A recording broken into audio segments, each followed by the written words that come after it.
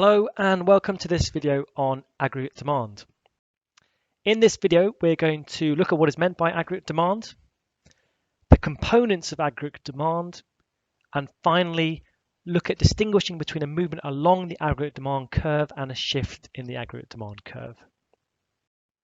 Okay, let's get started with what we mean by aggregate demand. If we break these two words down, demand first of all, how would we describe demand? Well, it's the willingness within the economy for people to buy things. Secondly, how would we go about describing the word aggregate? Well, if you think of the word aggregate, perhaps maybe in a football match, an aggregate score is the score across all legs of the match. It is the total final score added together. So if we relate that now to our economy, aggregate demand is the total level of planned expenditure on goods and services produced within a country. So the key here is it's the amount that businesses and households are willing or planning to spend. Noting that GDP is the actual value of what is spent, whereas aggregate demand is the plans or the intention of how much people and firms are going to spend. Changes in aggregate demand are important so that we can understand the fluctuations in the business cycle, so recession and recovery, booms and slowdowns. So let's now look at the components. What makes up the level of spending in an economy? Well, we're going to draw on these ideas that we had previously about the consumption of goods and services, injections and withdrawals, and look at the components of aggregate demand in a bit more detail. So the components of aggregate demand are, well, first of all, household spending on goods and services. And we denote that as C, consumption. Secondly, we have investment. So investment in machinery and tools and factories and spending by businesses, for example, on new equipment, that would count as investment. Gross fixed capital investment is something we'll come on to in another video. Then we have the value of any money the business has put into stocks that they can then go on to sell. So that's another I. Then we have government spending, providing things like public services, which we call G.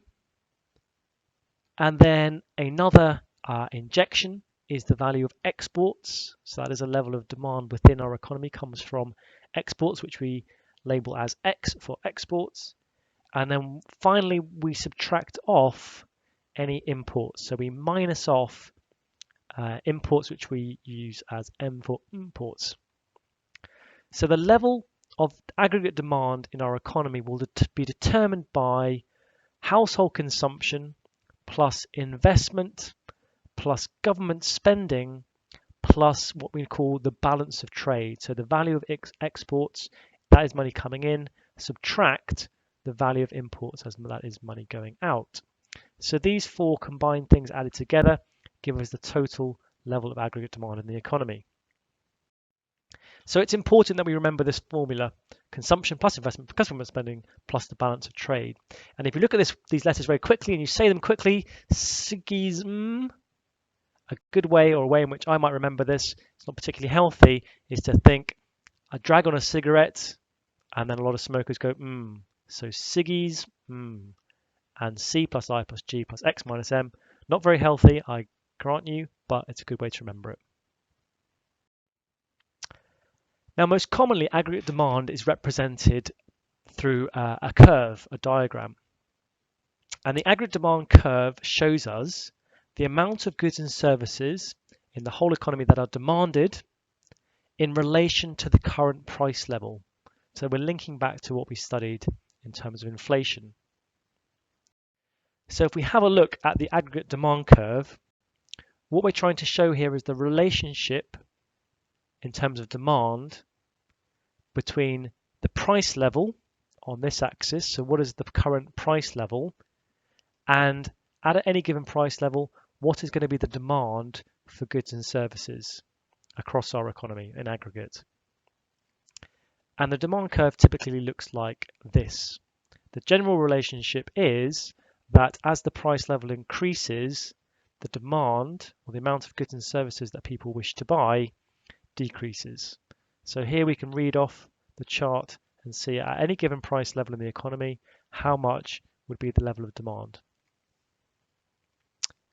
Now, if the price level was to rise or fall, this might change the amount of demand within the economy.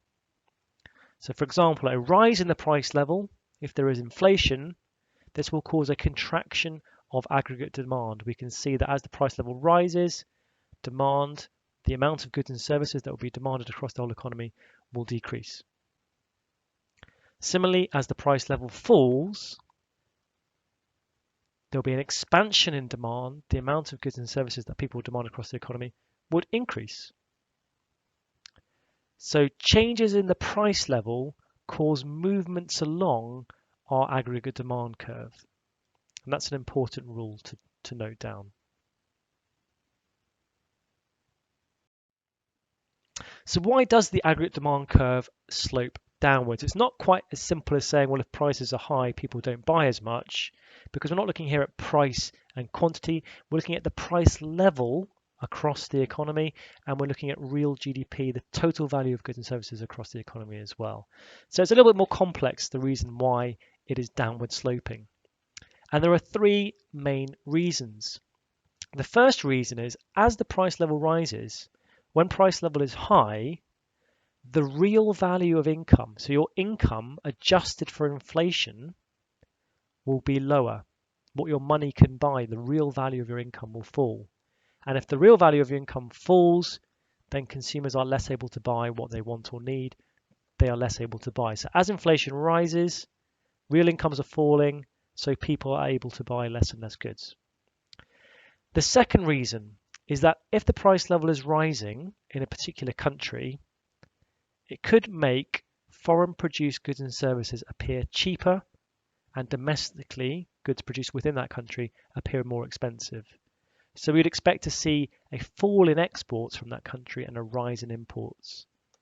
And again, if price level is rising, then we'd expect fewer and fewer exports, and that is falling demand within our economy, and more imports. Again, that's causing falling AD, so it shifts. It is this slope. The last one is, if the price level rises, this causes inflation, and often the government will react by increasing interest rates. And if interest rates go up, this decreases consumer and business demand because they have less disposable income. So again, as inflation rises, price level rises, interest rates may rise, which reduces spending, people's willingness to spend within the economy. So this is why we have this downward slope, why it follows this pattern. This explains the relationship here between the price level and real GDP. Okay, so any changes in price level cause a movement along the aggregate demand curve. But sometimes there will be changes in aggregate demand that weren't caused by a change in the price level. And when this happens, the aggregate demand curve is going to shift. It's going to move in total. So again, we have our aggregate demand curve as the relationship between price level and real GDP in terms of demand across businesses and households. And if we start here with our first aggregate demand curve, if there is an increase in demand in the economy and it's not linked to price, what we are saying is that at any given price level, people will be willing to purchase more. So here there's been an increase in demand in the economy. It's not been caused by price. So even at this price level, people will be willing to buy more. And so we would shift the demand curve. So if there's any cause of an increase in demand in the economy that's not to do with a change in prices, we're going to see a shift. And a shift out means potentially higher national output, greater real GDP, and a shift in would mean potentially lower national output or GDP. Okay, so let's make sure we've got these down in our notes, the difference between a movement along caused by a change in the price level and a shift caused by something else. But what else, you might say? So let's look at some shifts, some causes of shifts in the aggregate demand curve. What would change the level of demand in the economy, but it's not something that is not the price level? So these might be some ideas. to do with the currency or to do with government spending or interest rates and so on. Let's go through these in turn and see how they're going to affect AD. So on the left-hand side, we've got some reasons why aggregate demand might fall. Now, the first reason might be a stronger currency. And if we think about what component of aggregate demand that's going to affect, that is going to affect our balance of trade. Spiced, a stronger pound is going to make imports cheaper, exports dearer. So if imports are cheaper, we're going to see more imports, which is a negative component in aggregate demand, and less exports, which is a positive component. So overall, the impact is going to be negative. So that would shift AD to the left. A cut in government spending. Well, that is going to reduce government spending as a component of demand. If that's their policy to cut government spending, that's going to shift AD to the left. Higher interest rates maybe would cause less investment by firms because the cost of borrowing is increased. Less investment is going to cause a shift to the left in terms of AD. And finally, if households feel wealthier, maybe house prices have decreased, then if households feel less wealthy, they're not going to plan to spend as much. There's going to be a decrease in consumption that would cause aggregate demand to shift to the left. On the flip side, some increases. If we turn these ones around, a weaker currency is going to cause us to export more, import less. So that'll be a positive impact in terms of aggregate demand, shift it to the right. Cuts in tax would be a smaller withdrawal from the economy, maybe leading to a net greater effect of government spending. Increases in house prices, again, would cause an increase in consumption in our economy as people feel wealthier. And lastly, an expansion of the supply of credit, making it easier to borrow, and lower interest rates might cause more investment and shift AD to the right. So a number of causes of shifts in the AD curve that we should be aware of and the components that they're affecting. Key causes of shifts tend to be the following. So the first of all, if the Bank of England or the government were to change any interest rates or the supply of money and credit, or were to change the value of a country's exchange rate, all of these would be called would be under the bracket of monetary policy. If the government or the Bank of England change any of these, this is called monetary policy, and as we just discussed, these could have an impact on AD. If the government were to change their planned government spending or tax rates, we call this fiscal policy, and again, that would have an impact on the level of aggregate demand. So changes in tax or the changes in the amount the government borrows and spends would have an impact. And finally, business and consumer confidence is very important because this affects the level of planned investment in the economy and also how much retail spending, how much spending there is done by households. Sometimes there are unexpected events that cause sudden changes in demand, output and employment, and we call these, you often hear these described as being shocks to the economy.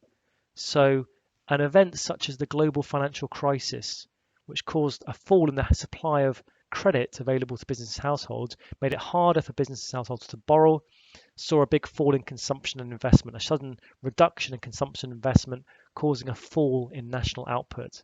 A slump in the housing market might have the same effect in terms of consumption. A recession in a trading partner, another country that buys a lot of your exports, again might have a sudden impact on the level of exports and so cause a reduction in aggregate demand. So we describe a sudden large impact on aggregate demand, a shock. Okay, so in this video we've looked at what is meant by aggregate demand, we looked at the components of aggregate demand, and then the important distinction between a movement along the aggregate demand curve caused by a change in the price level and a shift in the aggregate demand curve which would be caused by other events within the economy. That's it. Thank you very much.